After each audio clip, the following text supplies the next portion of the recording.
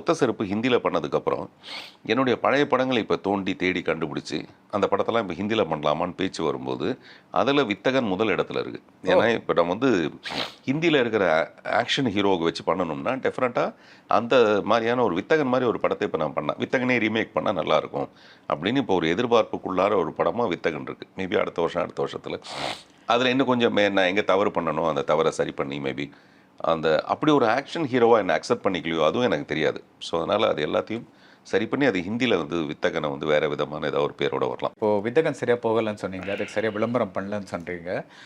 இப்போ வந்து ஒரு படம் வந்து சரியாக போகலை, எவ்வளோ உழைச்சிருக்கீங்க, இவ்வளோ யோசிச்சிருக்கீங்க, பணம் திரட்டிருக்கீங்க, எல்லாம் பண்ணியிருக்கீங்க, பணம் ஓடலை, இவ்வளோ புதுமைகள் செய்ய பார்த்துருக்கீங்க, ஆனாலும் படம் ஓடலை. அந்த ஆதங்கம் எவ்வளோ நாளைக்கு இருக்கும்? இல்லை, எனக்கு வித்தகனோட ஆதங்கம் இது வரைக்குமே இருக்குது.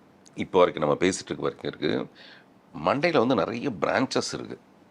ஒரே நேரத்தில் நான் பல விஷயம் என் மைண்டுக்குள்ளே ஓடும். உதாரணத்துக்கு ஒத்த செருப்பு நடக்கும்போதே இரவினர்களுடைய கதையை மைண்ட்ஸுக்குள்ளே ஓடிட்டே இருந்தது. அது ஒரு 10 வருஷமாக ஓடிட்டே இருந்தது.